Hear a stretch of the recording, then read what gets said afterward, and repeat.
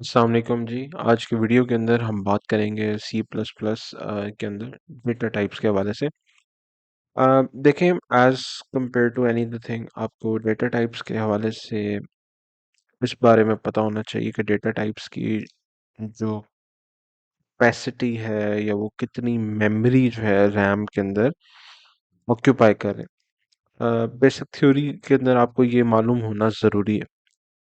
और C plus plus के अंदर हमारे पास मैंने डेटा टाइप्स के हवाले से एक पिक्चर बनाई हुई है, वो मैं आपसे शेयर कर रहा हूँ।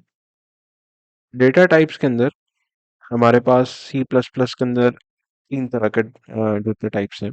प्रिमिटिव, ड्राइव्ड हैं और यूजर डिफाइंड है। यूजर डिफाइंड आप ओप्स के अंदर करेंगे। ओप्स करता है, स्टैंड करता है ऑब्जेक्ट ओरिएंटेड प्रोग्रामिंग के लिए। उसके अलावा हम जो अभी बेसिक पे स्टार्ट करेंगे वो प्रिमिटिव है। प्रिमिटिव से ड्राइव होंगे ये जो ड्राइव डेटा टाइप्स हैं, लाइक अरेज, पॉइंटर्स, रेफरेंस और फंक्शंस वाले। तो अभी इन दोनों को हम छोड़ देंगे। अभी हम आएंगे प्रिमिटिव की तरफ। तो प्रिमिटिव के अंदर हमारे पास इंटीजर है। ये इंटीजर वही है जो आप लाइक फॉर एग्जांपल 1, 2 और 3 all the way, also -1 and so on so fourth. ठीक है, ये इंटीजर्स है। फ्लोट बेसिकली डेसिमल वैल्यूज को कहते हैं। जैसा इंटीजर है तो वो उसमें होल एक नंबर है आपके पास। फ्लोट के अंदर वो वैल्यूज हैं जिनके अंदर डेसिमल आता है, फॉर एग्जांपल 2.5। ठीक है, लेकिन फ्लोट एक टाइप है डेसिमल वाले नंबर्स को रिप्रेजेंट करने के लिए, और एक दूसरी है डबल। ठीक है, डबल है। डबल और फ्लोट में फर्क ये है कि देखें, डेसिमल जब आपका वैल्यू है तो डेसिमल के बाद जो आपके पास वैल्यूज होती हैं वो एक पॉइंट तक कंप्यूटर आपको सही बताता है, और उसके बाद वो राउंड ऑफ कर देता है। फॉर एग्जांपल 1.3333 के बाद वो ये नहीं है कि वो आपको रिपीट ही करता रहेगा नंबर। वो 1.333 करके 7 कर देगा, ये कोई और कर देगा कि उसको डिसकंटिन्यू कर देगा।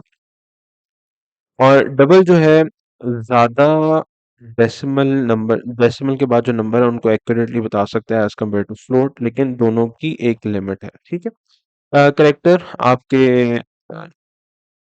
एक्सक्लेमेशन मार्क, ए सी कर, ए बी सी कर लें, एक्सक्लेमेशन मार्क, क्वेश्चन मार्क आपका कोई हो गया। ठीक है, उस तरह के। बूलियन एक नई चीज है। बूलियन बेसिकली ट्रू फॉल्स को कहते हैं। बूलियन ट्रू फॉल्स को कहते हैं। 1 है तो ट्रू है, 0 है तो फॉल्स है। ठीक है, और ये ऑन ऑफ का स्विच, जो स्विच होता है उसके ऊपर भी होते हैं। आपने स्विचेस देखे होंगे, मैं यहाँ पे साइड पे बना देता हूँ पिक्चर। स्विचेस आपने देखे होंगे, इस तरह करके होते हैं स्विचेस, और एक साइड पे 1 सा होता है और एक साइड पे 0 सा होता है, राइट? या इस तरह करके स्विच बना होता है। ये आपके मेनली रिमोट वगैरह के ऊपर इस तरह का स्विच बना, ऑन ऑफ का बटन बना होता है। तो, मेरी यानी ड्राइंग इतनी अच्छी नहीं है, बट ट्राई टू अंडरस्टैंड। ठीक है, 1 और 0 ये बूलियन वैल्यूज हैं। 1 का मतलब है ट्रू, और इसका मतलब है 0 का मतलब है फॉल्स, राइट? तो ये हमारे चार किस्म के हो गए: इंटीजर, फ्लोट या डबल, कैरेक्टर और बूलियन। इसके अलावा हम स्ट्रिंग्स भी बनाते हैं, लेकिन वो मैं आपको बाद में आप उसका पढ़ लेंगे। तो डायरेक्टली हम और हम इसके बारे में ये भी देखेंगे कि कितनी कितनी स्पेसेस जो है ऑक्यूपाई करते हैं रैम के ऊपर। मैं वो भी आपको समझा देता हूँ। ठीक है जी, तो सबसे पहले इधर देखते हैं। देखिए, आपकी जो रैम है, रैंडम एक्सेस मेमोरी, जो रैम की स्टिक होती है आपकी, लैपटॉप में छोटे साइज की होगी और पीसी वगैरह के अंदर बड़े साइज की होती हैं। ठीक है, अब रैम के अंदर फिजिकल स्पेसेस अवेलेबल होती हैं। तो जब आप अपने प्रोग्राम के अंदर जाके एक इंटीजर को अ, बनाते हैं, इंटीजर को डिफाइन करते हैं, राइट? तो प्रोग्राम क्या करता है, एक जो है चंक ऑफ मेमोरी जो है वो एलोकेट कर देगा फ्रॉम रैम। ठीक, अब ये कितनी मेमोरी है, ये सवाल बनता है। तो इंटीजर के लिए आपको 4 बाइट्स की मेमोरी रिक्वायर्ड है। अब एक बाइट जो है वो इक्वल है, एक बाइट इक्वल है 8 बिट्स के, 8 बिट्स के। 4 × 8 आप करेंगे, ठीक है। तो 8 × 1 = 8, 8 × 2 = 16, 24 और 32। तो यानी 4 bytes is equal to 32 bits, right. And so on so forth. आप जितने इंटीजर आप यानी एलोकेट करेंगे, उतने सी प्लस प्लस का आपका जो प्रोग्राम है उतने मेमोरी के अंदर, रैम के अंदर आपको जगह एलोकेट कर देगा। इसके अलावा करेक्टर्स हैं। करेक्टर्स अब आपके लेते हैं 1 बाइट, यानी 8 बिट्स, 8 बिट्स लेंगे। और फिर आपके आ जाते हैं डेसिमल वाले। और डेसिमल वाले जो हैं, फ्लोट आपका जो लेगा वो 32 लेगा, 32 बिट्स। और डबल जो होगा, क्योंकि वो बेहतर अम, कर सकता है डेसिमल वैल्यूज, ज़्यादा बता सकता है, उसकी अमाउंट जो है ज़्यादा है, तो वो 64 बिट्स की होगी। ठीक है।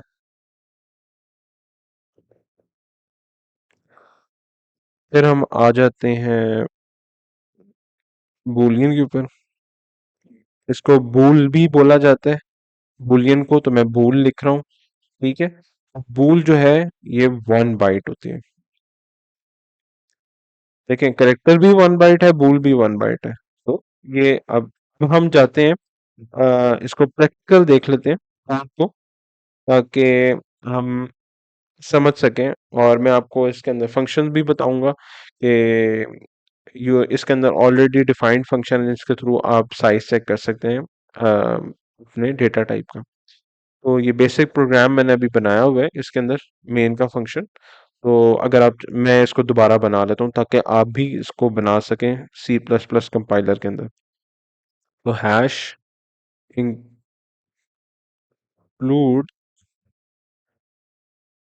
आईओ स्ट्रीम, यानी input output stream, using name space std int main. Main की बॉडी बना लेते हैं, और मेन की बॉडी में क्योंकि मेन इंट इंटीजर टाइप है, तो हम रिटर्न 0 करवा लेंगे।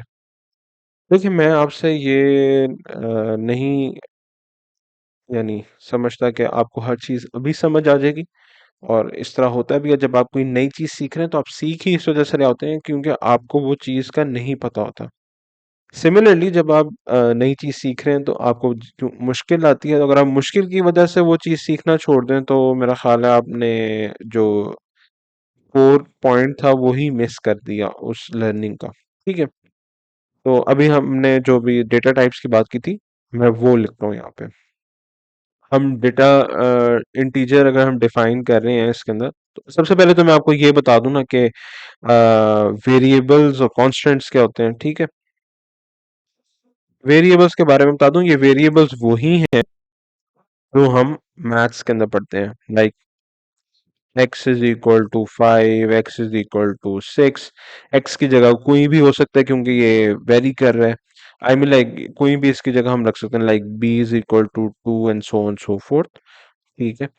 अम, इसी तरह हम यहाँ पे भी वेरिएबल्स को नाम दे सकते हैं। वेरिएबल्स मतलब वो वेरी करते हैं, उनके कोई एक डिफाइंड चीज नहीं है। मतलब कांस्टेंट जो होते हैं अम, वो होते हैं, जिसका हमें पता है कि 5 ही है, उसको 5 को मैं जब अगले को बताऊंगा कि 5 या 5, उसको भी पता है कि 5 का मतलब क्या है। तो ये इनकी वैल्यू चेंज नहीं हो रही। और वेरिएबल्स दे वेरी। तो एक इक्वेशन में अगर x की वैल्यू कुछ और है तो दूसरी इक्वेशन के अंदर जरूरी नहीं कि x की वैल्यू भी सिमिलर हो, तो हमें दोबारा निकालनी पड़ती है। तो यानी क्योंकि x वेरी कर रहा होता है उस सिचुएशन के अंदर, जिस चीज का हमें नहीं पता होता, यानी अननोन वैल्यू, उसको हम x की इक्वल रख लेते हैं। तो जी हमें इस चीज का पता है, let's consider it as x, या जो भी उसको हम नाम देना चाहते हैं। तो अभी मैं आपको बताता हूँ कि डेटा टाइप्स के वाले से बाद में फिर हम बात करेंगे कि वेरिएबल्स के अ, नाम किस तरह रखने चाहिए और उनकी क्या पैरामीटर्स हैं, ठीक है। तो यहाँ पे हम पहले एक इंटीजर डिफाइन कर लेते हैं, int a is equal to 5, ठीक है। और इसकी लाइन एंड होती है सेमीकोलन से, तो सेमीकोलन लगाया हमने, लाइन एंड कर दी। और इसको कंसोल आउट करूंगा, यानी कंसोल के ऊपर मैं आउटपुट दिखाना चाह रहा हूँ, तो मैं लिखूंगा C out which is short for console out, ठीक है। और स्मॉलर देन ब्रैकेट्स, और फिर यहाँ पे एक्सर्शन, यानी एक्सर्शन के साइन हमने लगाए हैं। और मैंने वेरिएबल को एज इट इज यहाँ पे लिख दूंगा, जो कि वेरिएबल का नाम है ए, और मैं सेमी कॉलन लगा दूंगा, लाइन एंड। और अब मैं इसको रन करके देख,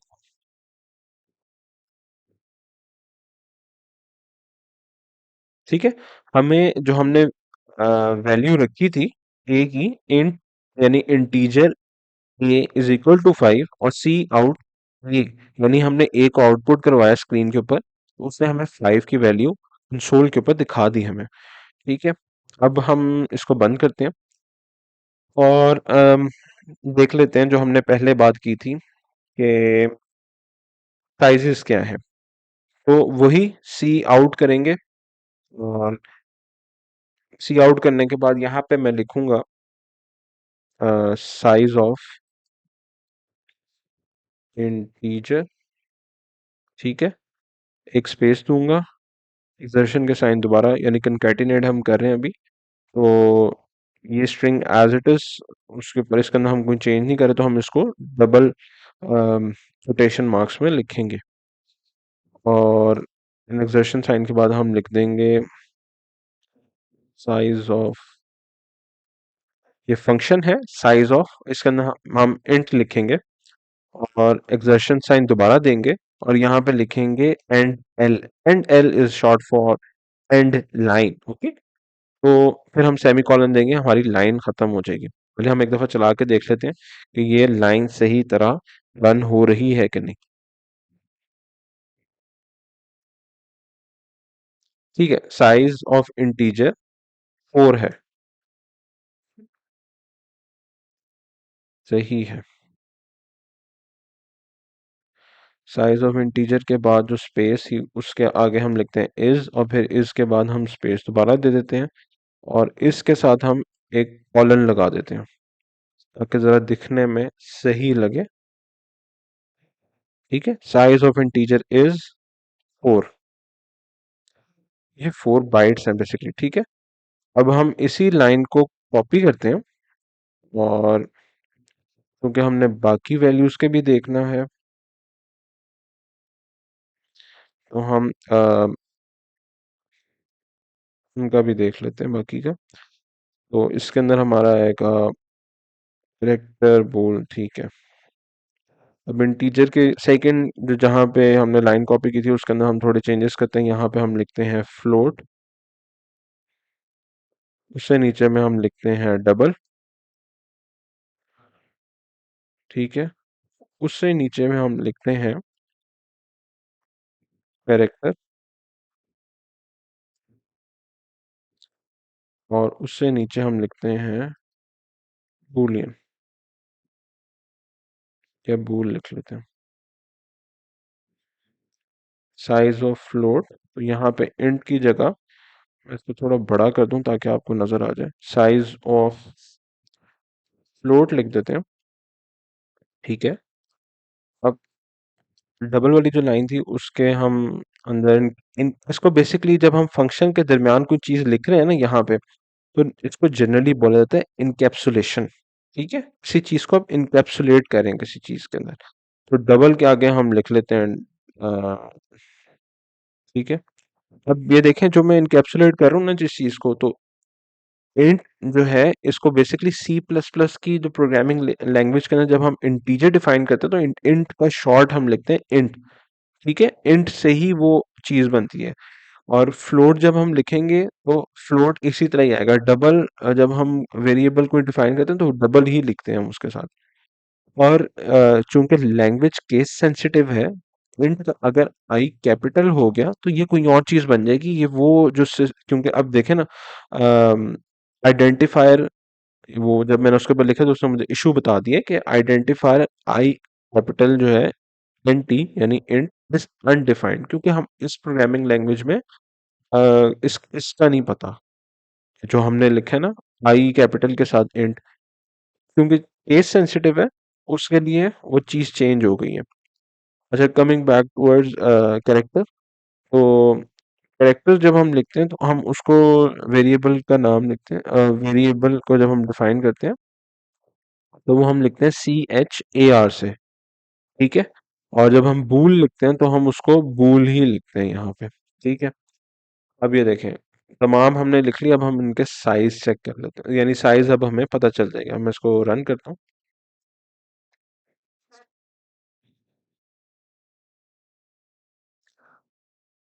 ठीक है, तो ये देखें, size of integer is 4, size of float is 4। वही मैंने बात आपको कही थी कि 4 बाइट्स है, तो बाइट्स, एक बाइट जो है 8 बिट की है, और 4 × 8 32, तो 32 बिट्स की हो गई। और ये डबल जो है 64 बिट्स की होती है, यानी 8 बाइट्स की हो गई। करेक्टर 1 बाइट का है और बूल भी 1 बाइट का है। तो ये बेसिक आपका इंट्रो था। आपको जब आप अपने सिस्टम को कोई इंटीजर या कोई भी डेटा टाइप डिफाइन कर रहे हैं, कोई वेरिएबल बना रहे हैं, तो उसके अंदर आपको वेरिएबल किस तरह बनाना है, वो उसका साइज क्या है, वो हमने आज देखा। इसके अलावा अब हम इन ऊपर वाली लाइंस को कमेंट आउट कर देते हैं। कमेंट आउट क्या होता है? हमारी वो लाइन, अगर हम चाह रहे हैं कि कोई लाइन डिलीट ना करें, हम थोड़ी देर के लिए उनको गैर मौसर कर दें। उर्दू में मैंने आपको बताया गैर मौसर कर दें, या वो हमारे प्रोग्राम के ऊपर असर अंदाज ना हो। जो हम प्रोग्राम लिख रहे हैं अभी, तो ये लाइन हमारे प्रोग्राम में रीड ना हो, तो हम उनको क्या करते हैं, हम उनको कमेंट आउट कर देते हैं। और कमेंट आउट करने के लिए या तो हम इसके फॉरवर्ड स्लैश 2 दफा करें लाइन के आगे, तो ये भी तरीका है। अलबत्ता आप एक और काम भी कर सकते हैं कि आप फॉरवर्ड स्लैश और उसके दरमियान, अब इस चीज के दरमियान, यानी फॉरवर्ड स्लैश आगे स्टैरिक, तो फिर स्टैरिक और फॉरवर्ड स्लैश, इसके दरमियान अब आप जो भी चीज लिखेंगे कमेंट आउट हो जाएगी। तो ये मल्टी लाइन कमेंट आउट करने का तरीका है, यानी कमेंट करने का तरीका। और ये सिंगल लाइन के आगे आप उससे पहले जो है आप 2 दफा फॉरवर्ड स्लैश लगा दें, तो वो कमेंट आउट हो जाएगी सिंगल लाइन।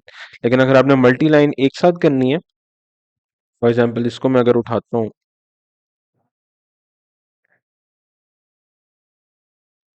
और अब मैंने ऊपर पेस्ट कर दिया उसको, अब मैं इन लाइन के आगे से ये पीछे से, यानी ये हटा देता हूँ फॉरवर्ड स्लैशेस। अब ये देखें, ये लाइंस हो गई हैं कमेंटेड। तो अब ये कोड के ऊपर मैं कोड रन करके दिखा देता हूँ आपको, ये असरअंदाज नहीं करेंगी। देखें, कोई आउटपुट नहीं है, तो ये असरअंदाज नहीं करेंगी। बेसिक मैं अब आपको समझा देता हूँ। सी प्लस प्लस के अंदर आप इस तरह अ, एक डेटा टाइप को या एक वेरिएबल बना सकते हैं। फॉर एग्जांपल, आज की वीडियो के अंदर से इंटीजर मुझे चाहिए, तो मैं इंट लिखूंगा डेटा टाइप। ठीक है, मुझे इंटीजर चाहिए तो इंट उसका डेटा टाइप की शॉर्ट फॉर्म है जो सी प्लस प्लस समझती है। तो इंट मैंने लिख दिया। मैं अब यानी प्रोग्राम को मैंने बताया कि मैं एक इंटीजर लिखने लगा। अब वो कहेगा उसका नाम हमने अब देना है, तो ये ए भी हो सकता है, बी भी हो सकता है and so on so fourth, single character भी आप लिख सकते हैं। बट इसके कुछ पैरामीटर्स हैं, वो मैं आपको नेक्स्ट वीडियोस के अंदर डिटेल से बताऊंगा। लेकिन अभी की वीडियो के अंदर हम देख लेते हैं कि सिर्फ यहाँ पे हम लिख लेते हैं बी। अब बी इज इक्वल टू, अब ये अ, हम इसको वैल्यू दे रहे हैं 5 की, सेमी कॉलन एंड, यानी इंटीजर बी, यानी बी उसका नेम है, ये नेम उसका आ गया, ये डेटा टाइप आ गया, और ये उसकी वैल्यू हमने असाइन कर दी।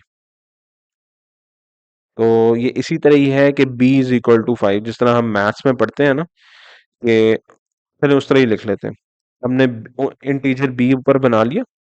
अब हम बस हमने ये बता दिया कि एक वेरिएबल है b के नाम से और वो है इंट, उसके अंदर इंटीजर वैल्यू स्टोर होगी।